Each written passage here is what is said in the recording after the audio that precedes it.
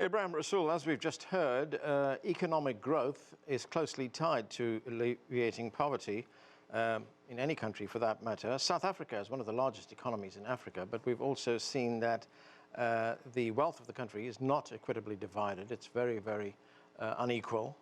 It's not a level playing field. South Africa's also suffered from anemic growth. It's in negative territory right now. Half the country continues to live in poverty. Are there any lessons from the Chinese experience for South Africa?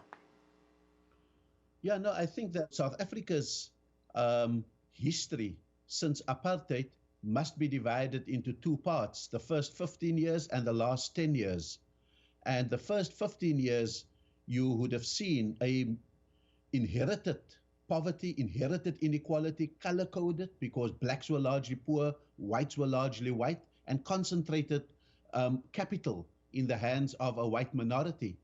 But the state offset the negotiated settlement with particular social interventions, such as a social security network, which covered 16 million people. Every month, we've had 1 million people on expanded public works programs, and at the same time, through largely commodity trade, we have been able to, in that first 15 years, to reach a growth rate in GDP of about 5%. We've been able to save, and that's why we could host the 2010 World Cup. And so, in a sense, our society was not equal, was not free of poverty, but was in some sense of equilibrium. I think we then had a triple whammy, a triple affliction in the last 10 years. I think we became much more of a kleptocratic state, a corrupt elite that took what was meant to benefit the poor.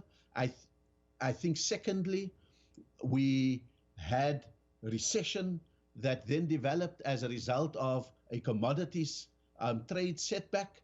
And then I think we had COVID-19.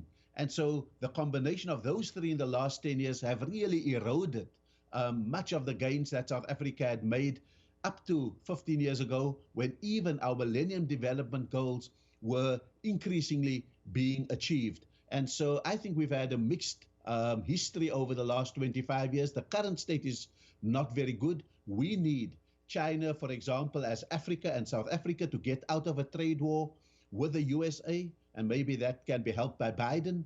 And I think secondly, we need to be able to regain our composure as a nation, eliminate corruption, and start the hard work of getting economic growth and social distribution back on track.